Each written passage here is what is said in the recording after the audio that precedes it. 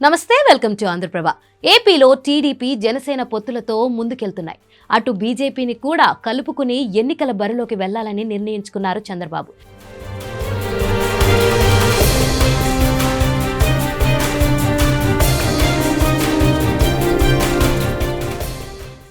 అయితే పొత్తులు ఓకే, కానీ సీట్ల విషయంపై ఇంకా క్లారిటీ రాలేదు.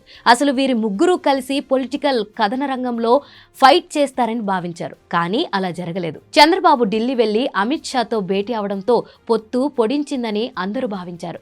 కానీ సీఎం జగన్ ప్రధానితో భేటీ అవడం, తర్వాత చంద్రబాబు సైలెంట్ అయిపోవడంతో ఏం జరిగిందనే విషయంపై ఇంకా బయటకు రాలేదు.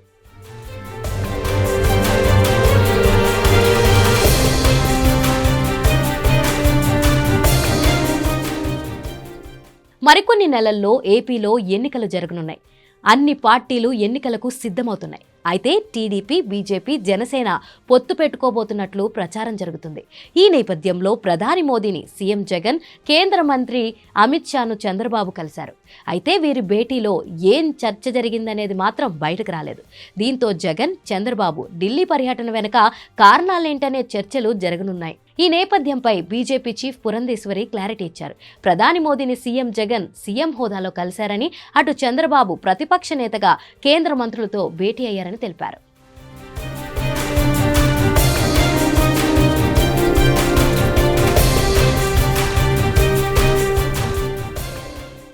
జగన్, చంద్రబాబు బీజేపీ అగ్రనేతలను కలిసి రాష్ట్ర సమస్యలపై చర్చించారన్నారు. పొత్తులపై బీజేపీ అధిష్టానమే నిర్ణయం తీసుకుంటుందని తెలిపారు.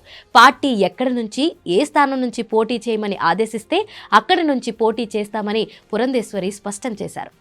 ఇక రాష్ట్ర ప్రభుత్వంపై పురంధేశ్వరి ఆగ్రహం వ్యక్తం చేశారు. అన్ని రంగాల్లో దోపిడీ జరుగుతుందని ఆరోపించారు.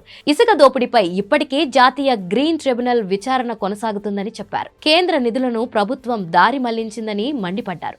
రాష్ట్రంలో లిక్కర్ మాఫియా రెచ్చిపోతుందని పురంధేశ్వరి ఆగ్రహం వ్యక్తం చేశారు.